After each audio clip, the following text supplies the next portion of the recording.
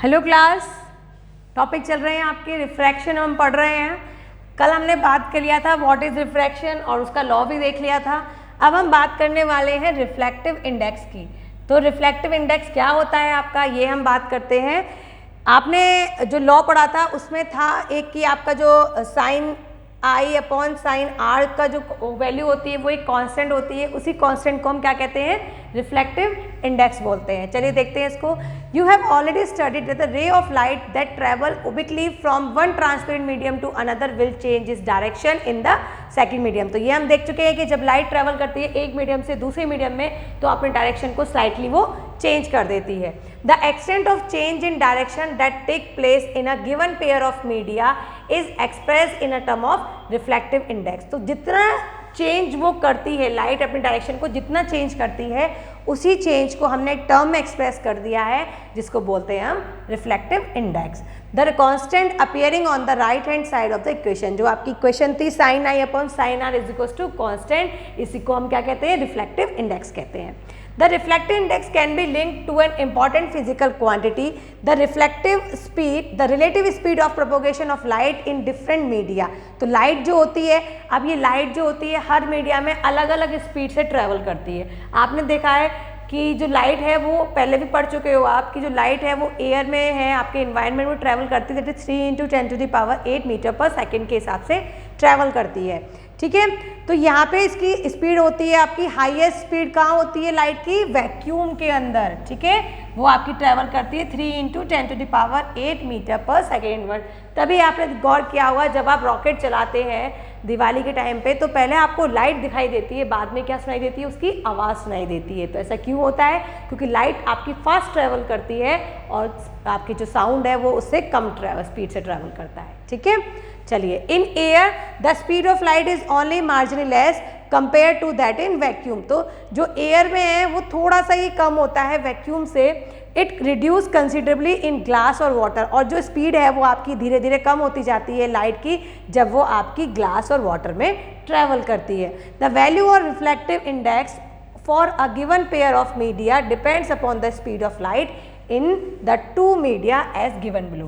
तो जो लाइट है वो किस स्पीड से ट्रैवल करेगी और रिफ्लेक्टिव इंडेक्स हमारा क्या निकलेगा वो डिपेंड करता है हमारे दोनों मीडियम पे कि लाइट किस मीडियम से किस मीडियम में ट्रैवल कर रही है। तो इस पे डिपेंड करता है हमारा रिफ्लेक्टिव इंडेक्स। तो इसका भी बच्चा एक फॉर्मूला बन गया है। इस चैप्टर में फॉर्मूलेज बहुत सारे हैं तो आपको ध्यान रखना है, आप सब फॉर्मूलेज को अच्छे से याद करेंगे, समझेंगे। और यहाँ पे आपका एक और फॉर्मूला आ रहा है, देखते हैं। चलिए, तो consider a ray light travel from medium 1 to medium 2। यहाँ पे हमारा मीडियम 1 है एयर, यहाँ मीडियम 2 है हमारा glass. Show in a figure let v1 be the speed of light in medium.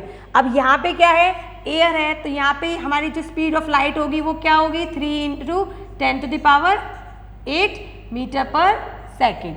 ठीक है, ये आपकी स्पीड हो गई। And v2 be the speed of light in medium. अब आपका जो दूसरा मीडियम है दैट इज ग्लास। ठीक है, यहाँ पे इस मीडियम में इसका जो स्पीड होगी वो क्या होगी, ये हमने नाम दे दिया इसको v2 दे दिया। तो let v1 be the speed of light in medium 1 and v2 be the speed of light in medium 2। The reflective index of medium 2 with respect to medium 1 is given by the ratio of speed of light in medium 1 and the speed of light in medium 2।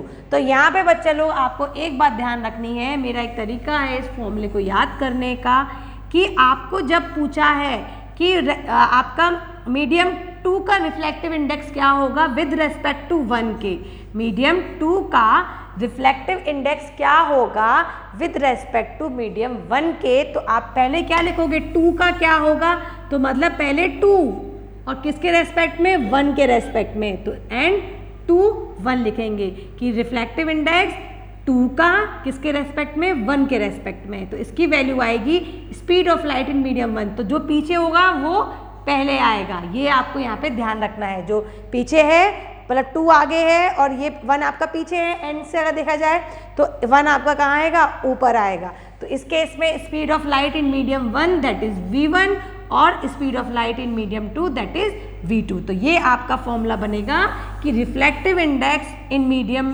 2 with respect to medium 1। Clear है? चलिए, by the same arrangement the reflective index of medium 1, अब medium 1 का reflective index निकालना है हमें medium 2 के respect में, तो क्या आ जाएगा N12, 1 का रिफ्लेक्टिव इंडेक्स निकाल रहे हैं हम और 2 के रेस्पेक्ट में। अब ऊपर क्या आएगा V2 आएगा, वेरी गुड, और नीचे क्या आएगा V1 आएगा, क्योंकि V2 आपका पीछे है तो 2 आपने ऊपर लिखा है और V1 आपने नीचे लिखा है। बहुत सिंपल है, इजी पीजी सा है, अच्छे से याद हो जाएंगी चीज़ें आपको, बस ध्यान देने वाली बात है। इफ़ मीडियम 1 इज़ वैक्यूम, अब यहाँ पे आपको एक केस दे रखा है कि हमारा जो मीडियम 1 है वो क्या है, वैक्यूम है, मतलब एयर है, तो हमें उस समय उसकी स्पीड ऑफ लाइट पता है, that is 3 × 10⁸ metre per second. Then the reflective index of medium 2 is considered with respect to vacuum. This is called absolute refractive index of the medium. Again important line कि अगर आपको reflective index जो V1 है वो आपका बता दिया है कि मीडियम जो V1 है वो आपकी एयर है, तो आपको स्पीड ऑफ एयर तो पता ही है, मीडियम 1 का जो है आपको उसकी लाइट की मीडियम 1 की स्पीड तो पता ही है, वो आप लिख सकते हैं। तो इस समय जो आपका रिफ्लेक्टिव इंडेक्स होता है वो आपका कहलाता है absolute refractive index of medium, ठीक है। It is simply represent as N2, ठीक है बच्चा।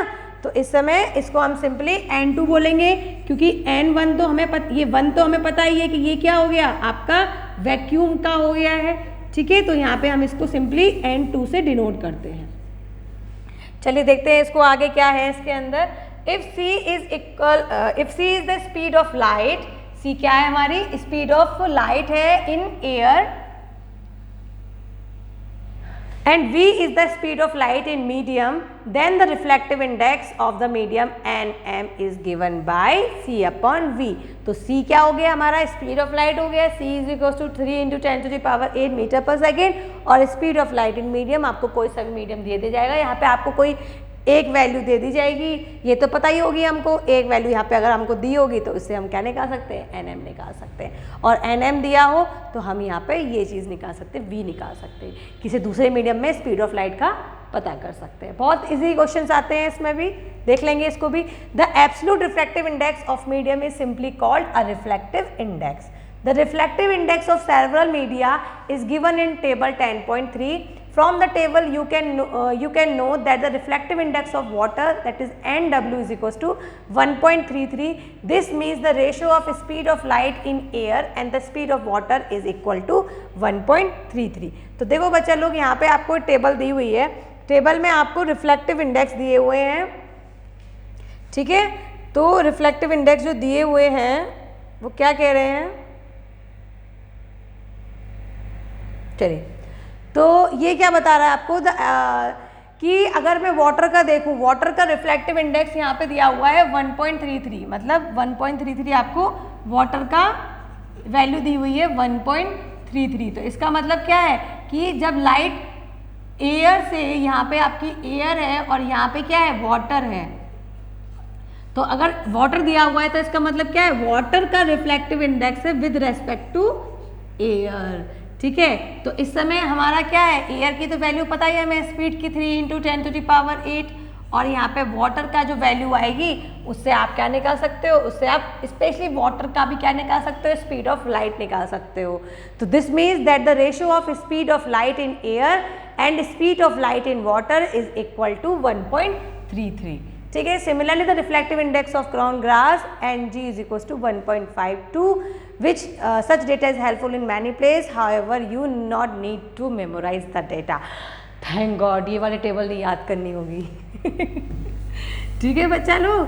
तो किस तरह से क्वेश्चंस आएंगे समझ में आ रहा है आपको। रिफ्लेक्टिव इंडेक्स दिया होगा और आपको स्पीड ऑफ लाइट तो पता ही है, तो उससे आपको दूसरे मीडियम में स्पीड ऑफ, उस वाले मीडियम में स्पीड पूछ ली जाए लाइट की, ठीक है। Note the table 10.3 that an optically denser medium may not possess greater mass density. For example, kerosene having high reflective index in optically denser than water through its mass density is less than water. यहाँ पे एक चीज़ है कि जो आपका kerosene है वो क्या होता है, ज़्यादा आपका डेंसर होता है किससे, वाटर से। दिख रहा है 1.44 वैल्यू आई है आपकी रिफ्लेक्टिव इंडेक्स की और वाटर की आई है 1.33। इसका मतलब लाइट जो है वो वाटर में इजीली पास हो जाएगी, स्पीड ज़्यादा होगी कंपैरेटिवली किसके, केरोसिन के। ठीक है, चलिए अगेन क्वेश्चंस करने होंगे, फिर से इसको देखना होगा क्वेश्चंस को। और अब आपका नेक्स्ट टॉपिक चालू हो रहा है रिफ्रैक्शन बाय स्फेरिकल मिरर्स। तो रिफ्रैक्शन बाय स्फेरिकल मिरर्स हम पढ़ चुके हैं। अब यहाँ पे आएगा रिफ्लेक्शन बाय स्फेरिकल लेंस। यहाँ पे आपका शब्द चेंज हो गया है, यहाँ पे आया है लेंस, वहाँ था मिरर। तो ध्यान रखना, ये गलती मत करना, जो रिफ्लेक्शन होता है ये आपका होता है मिरर्स में, क्योंकि मिरर्स का जो बैक साइड होता है वो पॉलिश्ड होता है, और जो रिफ्रैक्शन होता है वो होता है आपका लेंस में। ठीक है, ये होता है आपका लेंस में, क्योंकि लेंस क्या होते हैं, ट्रांसपेरेंट होते हैं। हम जो चश्मे लगाते हैं दे आर ट्रांसपेरेंट। ठीक है बच्चा, तो यहाँ पे हम लेंस की बात करेंगे रिफ्रैक्शन के केस में, और रिफ्लेक्शन के केस में हम मिरर की बात करेंगे। ये चीज़ें इंपॉर्टेंट हैं, इसको ध्यान रखिएगा। ठीक है, चलिए फिर अब रिफ्रैक्शन ऑफ स्फेरिकल मिरर हम नेक्स्ट वीडियो में करेंगे। तब तक के लिए थैंक यू, बाय बाय।